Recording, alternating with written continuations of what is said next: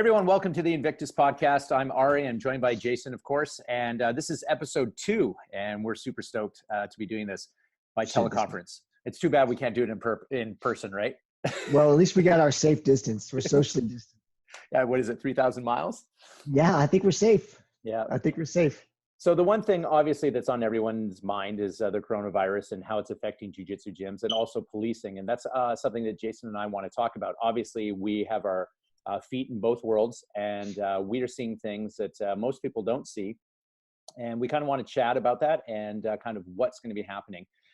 Actually, the first thing I want to talk about, Jay, is you've seen a ton of videos by jiu-jitsu guys doing solo drills at home, and people are giving away free stuff. And it's really cool. Like, there's a lot of awesome stuff happening. Tom DeBlast and just tons of people are doing really cool things. John Danaher. So I'm seeing, especially on your Instagram, obviously you're doing exercises outside, your gyms have closed, right? Not jiu-jitsu gyms, but your actual gym, because you're a big workout guy, and you're doing solo practice. So how are you doing what you're doing? How are you keeping in shape? What kind of tools are you using? I see kettlebells you use a lot. So yeah, well, I tell you, man, so I'm used to working out like at a gym where they have everything, and then going and training jiu-jitsu as part of my everyday routine. And so when everything kind of shut down, when they shut down our gyms and of course our academy, you kind of had to work on the fly. And so I had some stuff already that I've been working out a long time. Like I like working out. It's just something I enjoy doing. But I needed to get some more stuff, because if I'm going to work out every day solo by myself outside, then I need equipment. So I went and bought a small set of kettlebells, just like nothing super heavy, like 20s and 30s. And you can do so much with that if you just YouTube, like kettlebell exercises. I even have a 30-pound dumbbell I can use. You can do like a lot with that, and you just got to stay consistent. So what I've been doing is, I've just got the kettlebells, and instead of going to a gym, I go outside. I got my skip rope. I got my kettlebells. I've got jungle gyms. I'm doing pull-ups on jungle gyms. I'm doing my kettlebell routine. Going to parks where they have some workout equipment. This morning I went to our local memorial park. Mm-hmm. It's like our big city park that everybody goes to. It's got like a huge 3-mile track around it, and it's got outside workout equipment. We were not being socially distanced there. I can tell you there's a lot of people out there today, probably because most gyms are closed. Yeah. So I'm just taking advantage of what I have around me to keep working out and staying in shape. I'm not sitting at home watching TV, eating a lot of snacks. Yeah. Which is very tempting, because you can't. I don't have my normal routine to fall back on, but I'm just getting up and still working out, and just trying to put in work. I think fitness, I haven't done a whole lot of solo jiu-jitsu drills. I took, since we shut our gym down for just this last week, I told you I'd popped my knee a little while back training, and I just thought, well, this will just be some time for me to take off from training, and it'll give my knee a chance to not be, messed around with, rolling with people and stuff like that. So I've just kind of taken a week off of doing any kind of jiu-jitsu stuff. But next week for sure, I'm going to start like a lot of the solo drills. And we've been training a long time, so we kind of know a lot of solo drills anyway, just from warming up and moving around. But yeah, for sure, I'll probably start picking those up. It's really cool to see everybody posting the solo drills. I've seen some. So the John Danaher Wrestling Ghosts one, have you seen? Yeah, it's pretty good though. But it's good stuff, But I think what's going to happen is eventually, there's a lot of novelty to this, and as time goes on, and people get a little bit more anxious, it's you'll see some things start falling to the wayside. I think it is awesome that there's a lot of information out there. I have 2 of my students, which is awesome. I have a father and a daughter team that come and train at my gym, Lloyd and Talia. And they threw some mats down in their house, and Lloyd's a purple belt and Talia's a 4-stripe blue belt. And so they're rolling at home, which is awesome. It's really nice if you actually live with someone who does jiu-jitsu, because you can, keep up and that type of thing. That'd be great. Yeah. Some people don't live with people who do jiu-jitsu. Our family is on the mats. You got your dogs? I got my dog. Hey, Knox. He's sleeping. Yeah. I could try with Knox, but I don't know. I don't think he'd be down for it. Yeah, so it is really going to be interesting on how we kind of keep up our jiu-jitsu skills. I think we kind of keep up our jiu-jitsu skills. I think Tom DeBlas said it best, is like, this is when we come back from all this is your time to join, because we're all going to suck. And like, Yes. it's time to you can get your taps in as we Yes. all go Yes. down. Yeah. Yes. Yes. That's interesting. I was thinking about that too, because it's going to end up being, when we were talking about it earlier, it's hard to know how long this is going to last. Yep. So we're all going to definitely be, it's going to be interesting to see the let me think, degradation of our skill level when we get back, and what it feels like to train again. I'm starting, like the first few days I was okay, because I was training pretty hard before. I was training like every day real hard. Yeah. So like this first week hasn't been bad for me not training. It's kind of been a little bit getting a breath. But like today I started feeling that I was watching some videos of people training and doing stuff, and I was feeling that that anxiousness to get back on the mat and roll again. And yeah, so it's going to be interesting to see how everybody looks when we get back from all this, and see who pops up, see who disappears. Yeah. I think we'll see some people disappear, maybe some blue belts. This is their chance to sneak out. No one notice. I don't know. But, yeah. Well, they talk about visualization, and that's super important in jiu-jitsu and also in policing. That's a big thing that we do in our profession and also in jiu-jitsu. And I'm a huge proponent about visualization.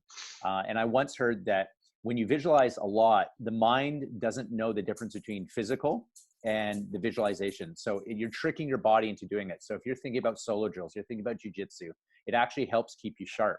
If you put it on the back burner, on the back shelf, you get rusty.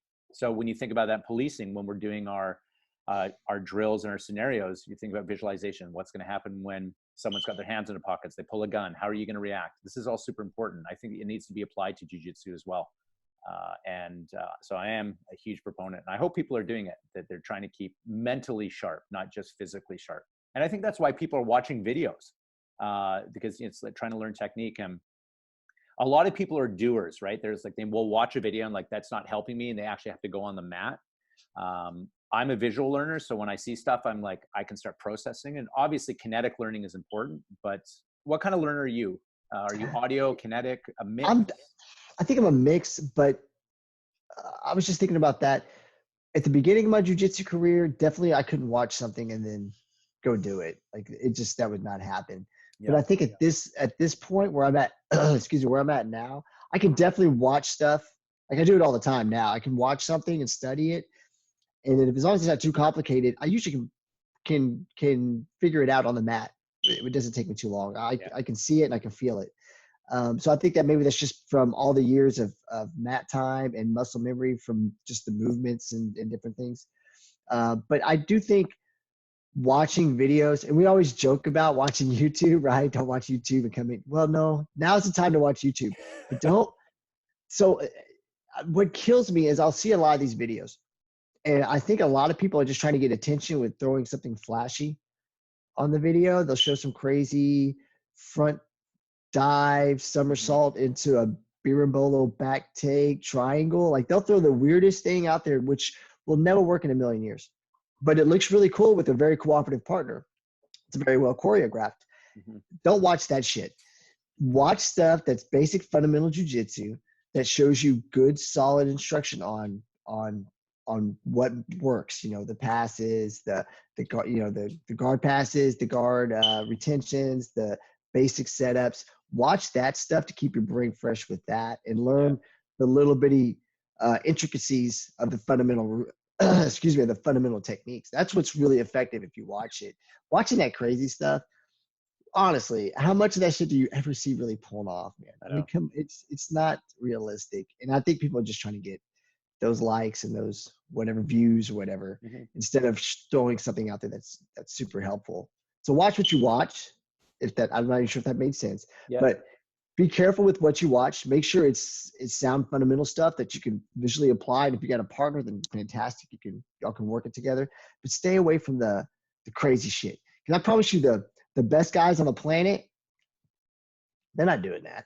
Basics. Look at Harja Gracie and Kron Gracie, and what are they doing? They're doing the most basic fundamental. They're killing everybody with the same 5 fucking techniques every freaking time, and it's fun to watch, you know. So it's funny because there's a joke that was out, when the Gracie Academy was putting out, giving belts online and stuff like that, and watching videos, and then people were like, you can't learn from videos and stuff like that. And now look where we are, and people who actually were saying that are putting out videos, and it's funny how times have changed, huh? Yeah, I wonder how many online universities are going to pop up now for jiu-jitsu. Yeah. Social distancing. We got to do it somehow, right? You know what? I didn't even think about that, but I would not be surprised to see a couple more online jiu-jitsu universities start giving out belts and doing something. I think we're going to see not radical, but we're going to see a shift. I think depending on how this works out with the coronavirus or whatever the technical name is for it. Yeah. We're going to see a interesting shift in jiu-jitsu training as far as maybe online learning and things like that. I think you're going to see a lot more of that.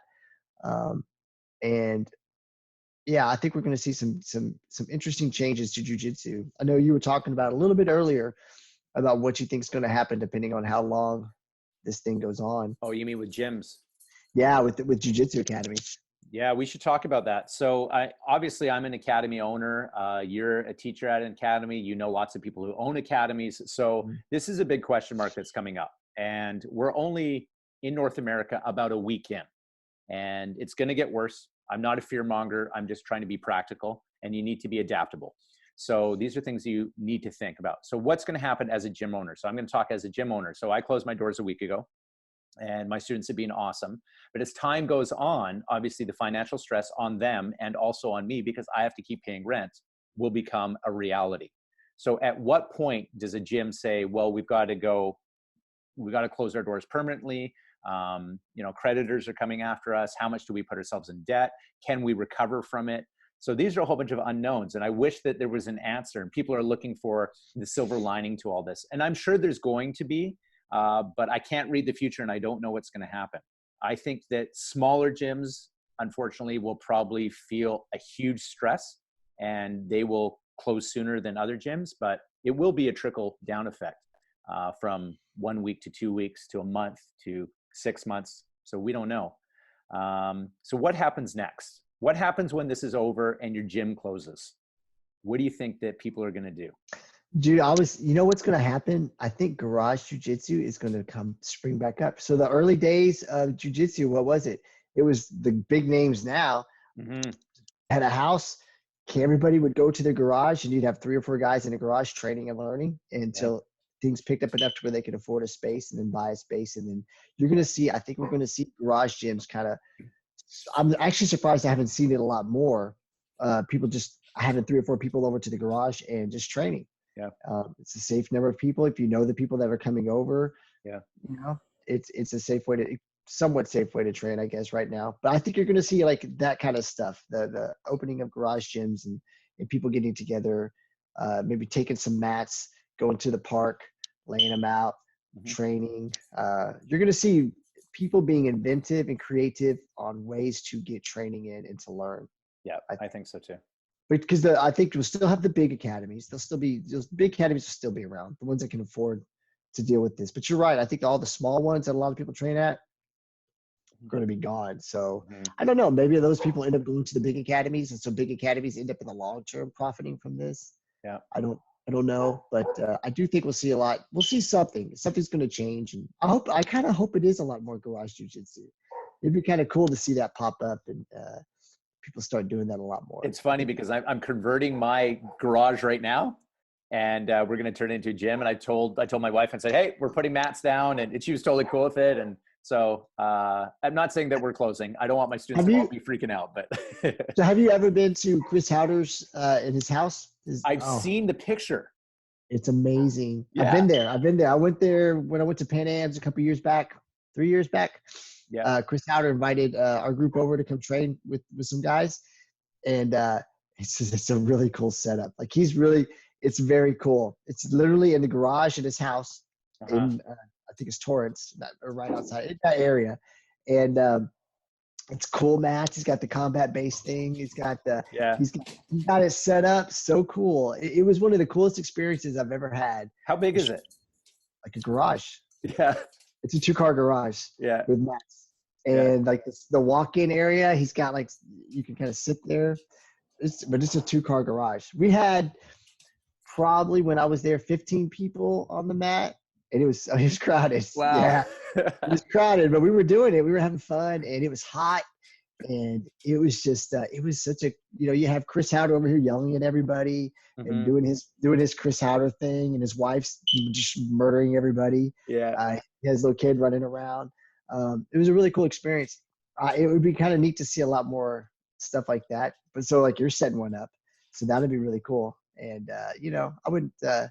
I'm not in a house right now, but if I get one, whenever I get one, maybe whoever I'm with will let me convert it into a. Yeah, totally. It's just a jiu-jitsu garage. So yeah, I don't think. I mean, people are panicking, and the people who love jiu-jitsu is not going to die. Martial arts is not going to die. Everyone will adapt. Or hopefully they will. And if your gym does close, my heart goes out to you.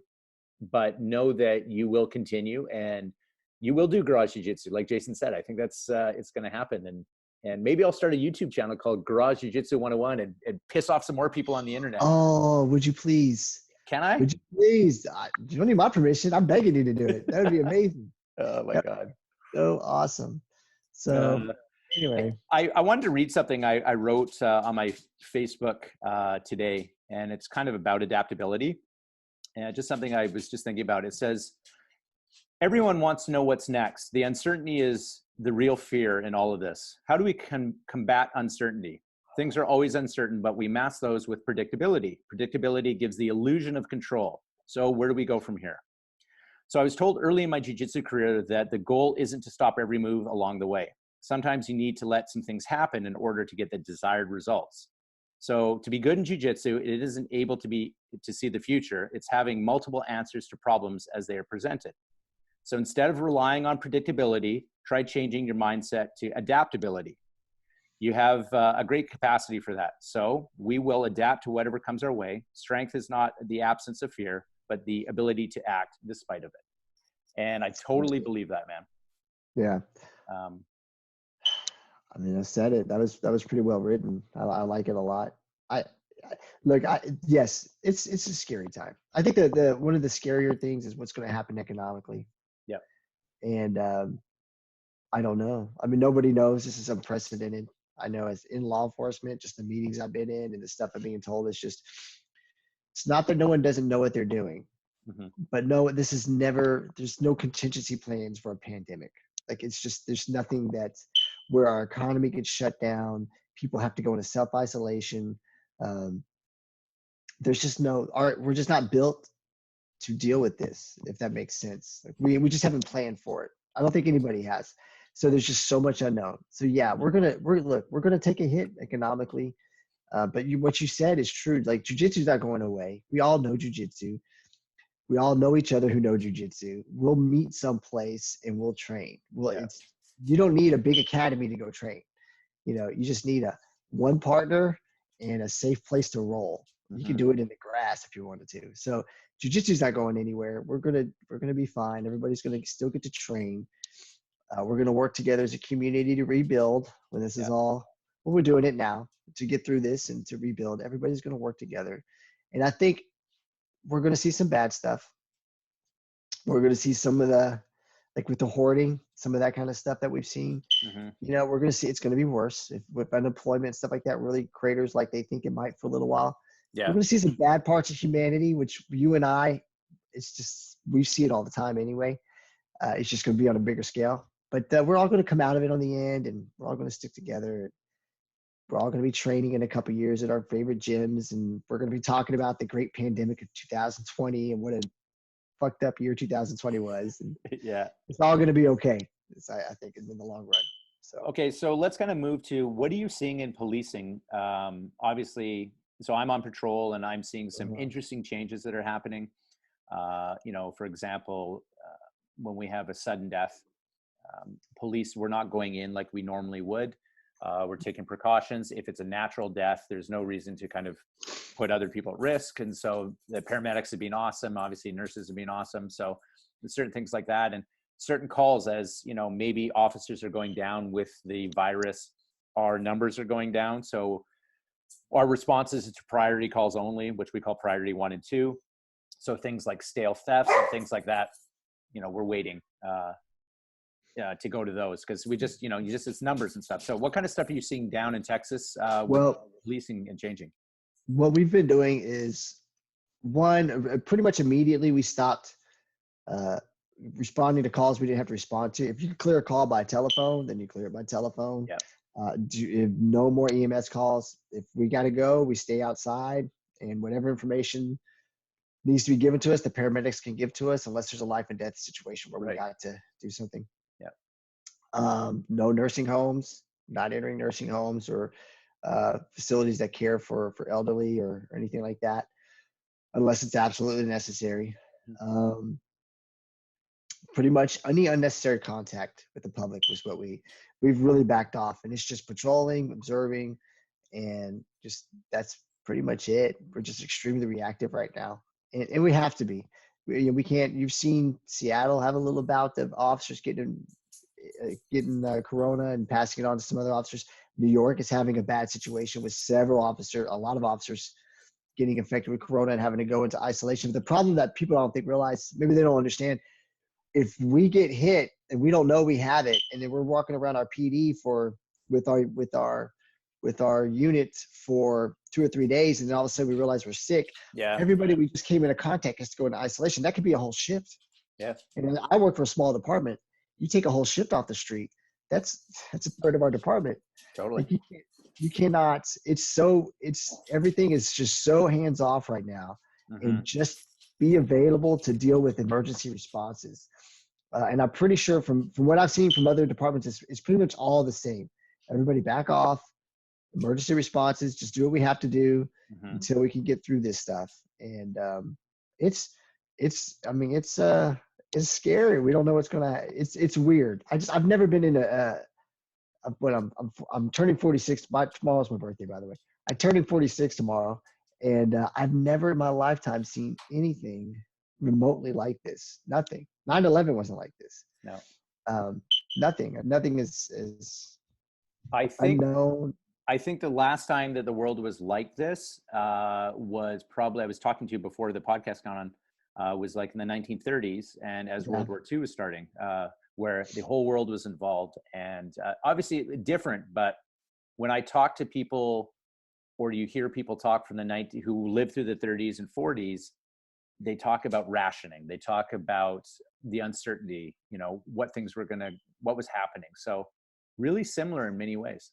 It's funny. I went to this grocery store yesterday, and because we've put in place where you can only have 10 people congregate in a small area at any particular time. Anything more than that's actually a violation of a court order, which is arrestable. And we've put some teeth in it here. And so going to our HEB, I think you remember HEB when you came down. Yeah. It's an amazing grocery store, right? So, but they're only letting somebody in at a time. So they're controlling the entrance. So as people leave, they'll let they have a certain number. And I don't know what the number is for the store because it's in a ginormous store, but they have a certain number that they're allowing in and out at the same time. And it's bizarre because I'm standing in line to get into a grocery store, and all I could think of was like communist Russia, communist Soviet Union. Totally, yeah. Like this, to be in that kind of a government where they control how many people are entering, and you have to wait in line to get food. It was just bizarre to me. It was so weird, strange. So stuff. My sister used to live in Moscow years ago, and she used to have this communal bathroom down the hallway. She had to go there with a light bulb and her toilet paper because people would steal both, and you'd have your own thing to deal with, and then you'd leave. So I grew up in, I don't know if I've ever told you this. I'm pretty sure I did. I grew up in Germany, West Germany, back when it was East and West Germany. And we used to take a trip to, on my sports teams, we would take a trip to Berlin, but we had to travel through East Germany to get to West Berlin. And then, of course, when we were in West Berlin, we'd always take a tourist trip into East Berlin. They would actually let you come in, and there were certain places they'd let you go to shop. Of course, they set it up all for tourists. Like nobody who lived in East Berlin was allowed to go into this shop, right? It was only for American and West German tourists. But you'd go in, and everything was aligned. Everything was so controlled. And even as a kid, it was so obvious how controlled. Like they literally had a line. So if you wanted something, like say you saw a product you wanted, Yeah. you had to get in line to get a ticket for that product. So they had somebody that basically just handed out tickets for the right product that you wanted, whatever it was you wanted to buy. Then you had to go into another line to pay for the product. Then you had to go to a third line to get the product. That's how. So that's the way a communist system works, right? They've got to have a job for everybody. So then they start creating something that one person can do. Yeah. Set it up as to 3 people just to make sure everybody had a job. But it's so controlled, and the lines, and thank God Bernie Sanders isn't going to be the nominee. So I don't want to get into politics. This is something that guy really enjoyed. Anyway, it's crazy times, man. I've never seen anything like this before. It's scary, but that's why I got lots of ammo and guns. So yep. Well, you're in Texas, so you do have that. So and that's another thing guys can do is so on a serious note, I've been hitting the range a lot more just to stay sharp. Because we don't know what's going to happen. We don't know how bad this is going to get. And I'm not saying it's going to be, the apocalypse or anything like that. But we, as police officers, and I live in a major city, you live in a major city, most officers that I think are listening to this, they live near or around some major city. If major cities break down, I mean, it can get ugly for a little while. We need to be prepared for, I think, worst case scenarios for at least a short term, which means being sharp with weapons, being sharp physically, staying physically fit, and being sharp with jiu-jitsu, with your hands, use of force tactics as best you can, because again, we're limited in how much we can train that right now. Right. But it's funny how people joke about the warrior mindset and what we do, and it's like, oh well, this dude he's collecting food, or he's a prepper, or she's a prepper, or they do jiu-jitsu and they shoot, and like, why have these skills? And it may never happen, but here we are, Jason, right? Here we are. So, and it's not, I told you so. It has nothing to do with that. And Bruce Lee had an amazing quote. He says, if you don't have the capacity to protect yourself, you better hire a fucking bodyguard. So, right. So on a side note, Bruce Lee had a bodyguard. He had Judo G. LaBelle. G. LaBelle. He was. You're right. Yeah. Yeah. So I don't know what that says about Bruce Lee's skills. I know what it says about Judo G. LaBelle's skills. G. LaBelle's legit. Yeah. Oh, okay. No doubt. Yeah. No doubt. Yeah. So anyway, I don't remember where I heard that, but yeah, it's true. I think it's true. I might be wrong. Someone's going to send us in. That's bullshit. Bro science. Bro history. That's bro history. Yeah. I'm pretty sure I heard it from a legit source, but yeah. That's good. So let's, with all the doom and gloom, I'm sure a lot of the listeners are like, oh man, we need some positivity in this. And there has been a ton of positivity out there. And I think we're going to see more of it. One thing I think we're going to see is you're going to see businesses come out of this, or some really inventive shit happen. People are like, you know what? This is what we need. Like I said, like Zoom, the platform that we're using right now, was up like 10,000% because everyone is video conferencing. And so there's going to be people ahead of the curve going, this is what we're going to get in on. This is what's going to happen. Now, the whole Invictus movement, let's kind of bring it back to what we do. Yeah. The Invictus movement is obviously to get police officers involved in training, jiu-jitsu. That's our main goal. And we've had some really cool things in the last year. We did a few seminars. We had the awesome thing with Origin, and they did the gis for us, which was a phenomenal success. We were going to launch a second run, but we're obviously pausing that at the moment. But that will happen. And everyone at Origin's been great. Jason and I have had just such a positive experience, the best skis that we've ever worn. So that's been awesome. We've put out articles, and we're trying to obviously do this podcast, and we want to bring information to the listeners of kind of what's going on and questions that revolve around policing and jiu-jitsu. So one thing that we did produce, and they're actually being shipped to me by the end of the month, is I got some challenge coins made, and they look phenomenal. And I can't wait to get those in my hands. But we have another surprise, which I'm going to do right now. So I've been working on this, and I showed Jason, and he knows that we've been talking about it. But this is going to be the next thing that we have coming down the pipeline. Bam. So we have made sexy. Invictus. I got all the colors. Blue belt. So sexy. Hey, blue belt, don't disappear when this is all over. And we also Don't wipe up some. No white belts. Oh, White belts don't get a belt. Yeah. Okay. So here's the thing. So we have, we made these Invictus belts. They're pretty awesome. So they're all embroidered. They have Jiu Jitsu on it. We have, this is the US edition one, but obviously it has the thin blue line US. And then also on the bar side, we actually have embroidered the Invictus logo on it. So nice. These are pretty sweet. So we are going to put these up for pre-order eventually. We're just kind of holding off, but those are in the hopper, and Jason and I are super excited for that. So they'll go with the Origin Geese. It'll be awesome. They're so sexy. That's a sexy belt. I'm not kidding. That looks really good. Yours is in the mail. Cannot wait. Of course, I can't wear it. I'll just wear it around the house. Yeah, that's what I'm gonna do. I just break it in. I think I'll just start putting my gi on and walk around the house with it. I don't know, just to feel what it feels like again. Maybe walk out. Maybe go to the H-E-B with it. Go to the grocery store with my gi on. Yeah. I don't know. Maybe someone will want to train. Maybe someone will. Hey, you train? Yeah. Let's go to aisle 6. There's no one. That's where the Purell is at. And it's empty, so we can just train right there. No one's gonna walk up. Do you know how to make your own hand sanitizer? I don't know how to make my own hand sanitizer. Okay, so I know that the instructions are out there. I just haven't done it. Aloe vera gel. Okay. Isopropanol, alcohol, and whatever kind of drops to make it smell whatever you want. So that's pretty. Yeah. So that's essentially. Okay. I'm sure you'd have musk, right? Because that's what. Yeah, of course. I'd have whatever man smells like, whatever I smell like. That's what I want to have. I don't know. You know, the funny thing, Jay, is after this is all over, people are going to be jonesing to roll, and they just want to get into it. We're only a weekend, and people are losing their minds. I say solo drills with guys who put like gis on chairs, and they're doing passing drills and stuff. Oh, Jordan Jiu Jitsu or Jordan Jiu Jitsu. His page I think that's the one I've seen him doing it. He has a really cool Instagram page. I follow him. He also runs one of the submission only tournaments that are, I think, more West Coast. But yeah, he's been throwing some really cool, it's really cool. It's the way he's making it work. It looks legit to me. I know. It looks pretty cool. Pretty good passing.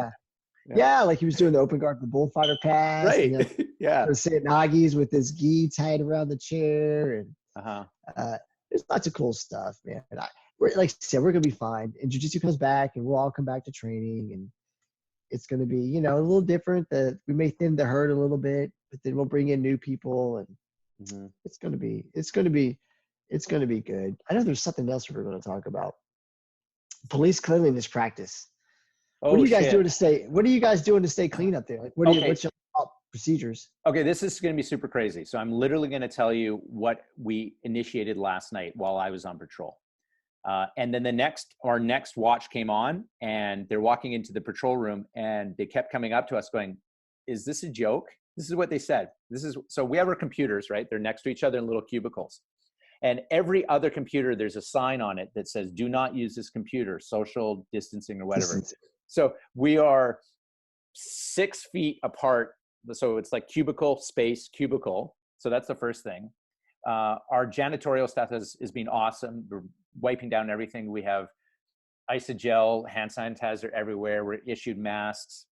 We have to take it in our cars to get deep cleaned all the time.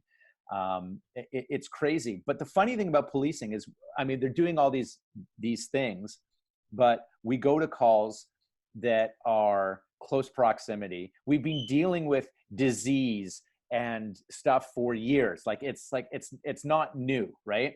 Yeah. People are like, "Well, what kind of diseases are you coming in contact with?" You name it, we come in contact with it because we're the people that call. So here's an example. We get a call last night, and it's a domestic in progress. And in our little CAD call, it says both mother and son, both fighting, but are both self-quarantined because of virus. So we're getting called to this, and it's like, okay, well, how are we going to? So one of my buddies was going to the call. I didn't go to this call. I'm just like, "Hey, how about you call them and actually call them to come outside and talk to you separately?" And that's what they did. And it worked, right? It won't always work, but it's like, why go into that?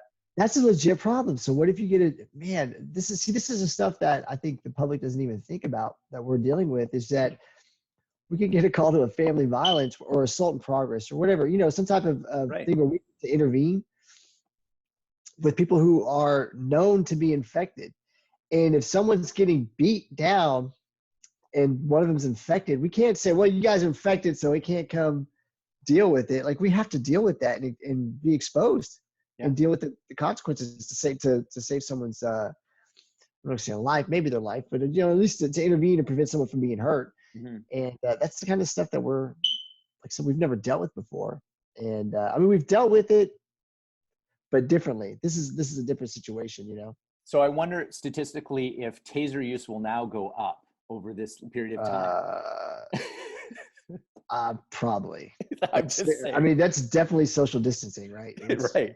21 feet. So yeah, you're definitely outside the 6 foot, you're outside the 6 foot margin of error right there. It's just nuts, man. But but cops are actually being pretty inventive, because you have to change on the fly, and it's stuff like that. It's like, you know, calling the complainant or the subject of complaint out. Yeah. They're going to confined spaces. Like, you obviously have to figure it out. You know, I can hold my breath for just over 60 seconds and maybe that will work. I don't know, but so. Try it. You could try it. I don't know. Well, how are you guys on your PPE equipment? Because we're shortages here. Like, we've got a certain amount. And so we tell the guys, be very, very particular about when you use your mask or when you use something, because it's not an unlimited amount. We will run out if you start just running through this shit. Yeah. So we've been very particular about when you can use it and when you can't. Are you guys having the same issue? Yeah, I mean, obviously supply is an issue. We have a ton of gloves and stuff like that. Masks are an issue. Mm-hmm. And I mean, we have our ventilator masks too. But the problem is if you end up using that, the particulates get stuck in it, and then you'd have to change the canisters, which gets really expensive, right? There's the disposable masks, the N95 masks, which are supposed to be the best.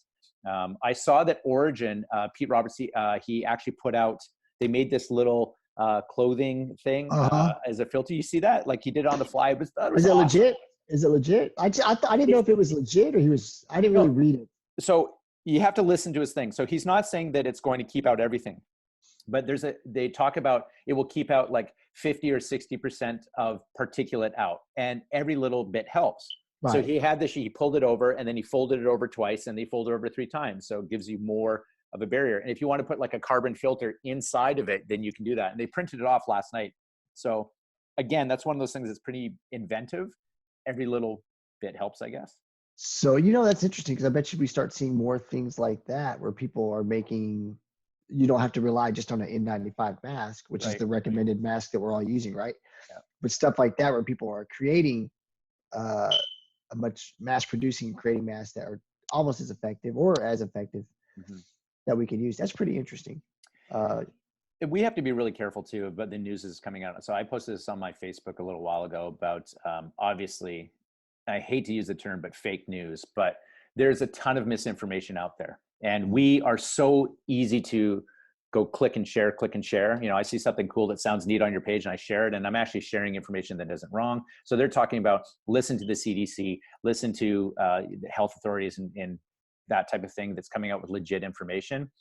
So just be really careful about what you're sharing and what you're reading, because you can totally fuck up thousands of people by putting something wrong down. I've done it. I think we've all done it where we shared something and then later you're like, oh God, that's not legit. I share so little stuff now. Like, it has to be like, okay, it's from somebody I really know is legit, or somehow filtered to where I feel comfortable. I share very little things anymore just because I've been burned too many times by thinking it was legit when it wasn't, or not doing enough research into it before sharing it. So yeah, it's crazy times, but we're going to be all right. We still got cool stuff. I'm bummed about the Seattle seminar. So am I, man. We were over 40 people by the time we had to cancel. Yeah. I didn't realize we had gotten that high, and we would have had it was going to be a great turnout. I think I got everybody's refunds done. We had like 1 or 2 emails where they were like, hey, I think we got those taken care of. So I'm sorry guys that we had to cancel. It is what it is. It's a crazy situation.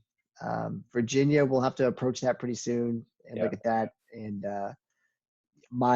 we'll see. We'll talk about that one a little bit later. But it just may be one of those years where we have to back off for a while until we get through this, and then we can start.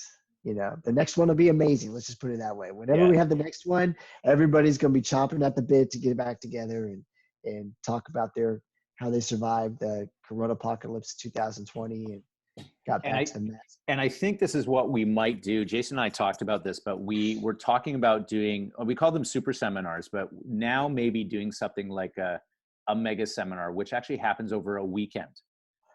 So several days, more instructors, and just make it absolutely, killer, like a camp, an Invictus camp. I think we could do it. We just have to wait for the water to settle a little bit. Yeah, that might be the best thing to come back with too. Yeah, because once everybody gets their feet underneath them again and gets their life back to normal, maybe that would be a great way to bring it back. So we'll see, man. I mean, it's only a week into it. They may come out with a cure that they can spray in the air tomorrow, and it's all over with in another 2 days. But I mean, that's not going to happen. But, I mean, we don't know what's going to happen over the next couple of weeks. Let's hope for the best and prepare for the worst, and I think we'll all be okay. Okay. So one of the things I want to leave off with, and we did this last episode, is our Dear Rookie segment. Oh, and yeah. With that, I've got one thing that's coming to mind, so the Dear Rookie segment is basically for what rookies end up doing. And this is from more experienced police officers. Obviously, Jason falls into that category. What does that mean? If you're old. You're wise. I'm sorry. Yeah. I'm like wine. I age well. Yes, you do. 46, huh? That's pretty crazy. Mm-hmm. Tell me what it's like when you reach it. So, so the thing with Dear Rookie segment. So one thing I can think of that I've seen. So Dear Rookie, when approaching a suspect that you don't know, watch the hands and create distance. And I'm not talking about COVID-19, but I mean, just generally. So something I see, because you're very anxious, very eager to get in, hands-on, want to close the gap. So reactionary gap. So Dear Rookie, please create space. That's a good one. Yep. Gosh darn it, I didn't prepare for Dear Rookie. I know you didn't. No, and what's terrible is I haven't been on the street in a couple of years now. So it's like I'm becoming that guy, that administrator who hasn't been on the street in a little while, and so they're like, oh, he doesn't even remember what it was like to be on the street. But you're not 300 pounds, and you're in shape, and you're skilled, so you're still good. Personal. That's a personal choice. Yeah. And which it's a personal choice for everybody. But gosh, let's see. Dear Rookie, when you want a day off from work, do not jump over your sergeant and go to your lieutenant and tell them that you bought plane tickets for this event 2 months ago and it's next week and you have the day off. So don't buy your plane tickets before I approve your day off, is what I'm saying. If you want a day off, happens, huh? Oh, it's happened more than once. Oh, damn. And so you put me in this weird position, like, okay, so now I'm the asshole. Yeah. If I can't get the day off and you just lost $400 in plane tickets. So now you put me in this weird spot where I don't want to be a jerk to you. But at the same time, you just put me in this weird spot where I have to choose, I have to try to I now have to put somebody else on 12-hour shifts so you don't lose your $300 plane ticket. Right. Don't assume you're going to get the day off, Rookie. Yeah. Ask first. Ask. So awesome. Anyway. Okay, Jay. Well, I appreciate it, man. Thanks for episode 2. Of course. It was fun. And I'm sure we'll do episode 3 in the future and we'll throw it up. So we're going to put this on, obviously it's going to be on YouTube, and I'm going to start our Anchor podcast page. So this is going to be put onto the audio format, because I've had actually a ton of people say, hey, is this on audio? And it isn't yet, but it will be. So actually when you're listening to this, it will be. Maybe when we do it next time, we'll have our Road Warrior outfits on, because we have gone straight up to Mad Max times. Okay. And it's just going to be a real apocalypse type episode. Okay. I think that'll be pretty cool. You will be the guy who is on the back of the motorcycle with the assless chaps. That's your uniform. Why? So do you remember that? It's a little weird that you're putting me in assless chaps. Ari, I don't know how I feel about you wanting me to be an assless chaps right now. It's a classy grappler thing that just came to my mind that I could just see it. Yeah, Road Warrior was one of my favorite movies of all time. Mad Max and Road Warrior were absolutely so good. I've watched Road Warrior so many times. Yeah. Mad Max was good too, but Road Warrior took it to the next. Yeah, it took it to the next level. Yeah. And the remake was pretty cool. Like, it was fun. It was nothing like the original, but it was fun to watch. But with Mel Gibson So and good. the weird little kid and the boomerang Yeah. and oh my God, that was I gotta watch it now. Is it on Netflix? I don't know. Is it on the US Netflix? I don't know, because we get different shows than you do. You have different shows on your Netflix? Yeah, because what happens is the licensing stops at different times depending on what country you're in. So you may have an episode or movie that we don't have, and vice versa.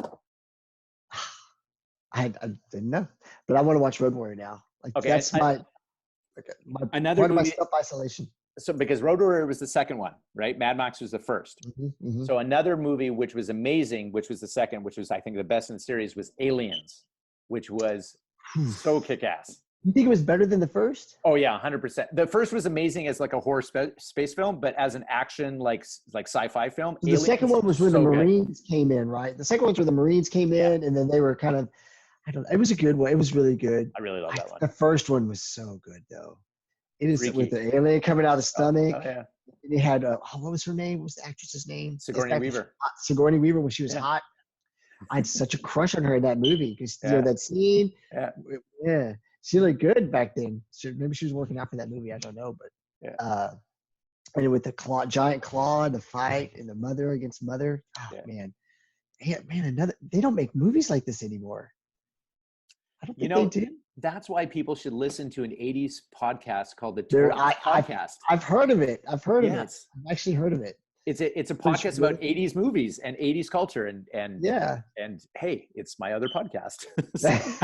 Speaking of, are you guys doing your podcast? Or are you on? We're kind of on hold right now. I need to get with my partner and see when we want to do one again. It's just everything is so weird right now. Yeah.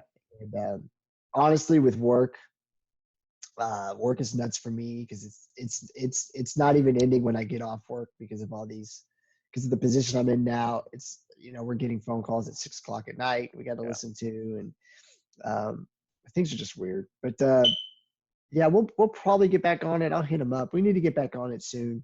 If not this week, maybe next week we'll do another podcast. He's got a lot going on. Ronnie's got like 30 kids, him and his wife, and so right now his life is really weird with all this stuff going on. So if you're unaware of Jason's podcast, it's called the Bromos Podcast, and it's really awesome. So they do, it's basically a Jiu Jitsu podcast with tons of humor. It's awesome. Great dynamic between you two. Like, really congratulate you because I really do love it. Oh, thanks, Ari. I appreciate it, man. So I just show up. I'm the straight guy. I know.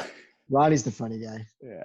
So, okay. Anyway. Well, we appreciate everyone for tuning in. Remember, the Invictus G's or the belts, they're going to be coming out eventually. So look out for that. Okay. Thanks, everyone. Be safe, and we'll talk to you guys soon. Later.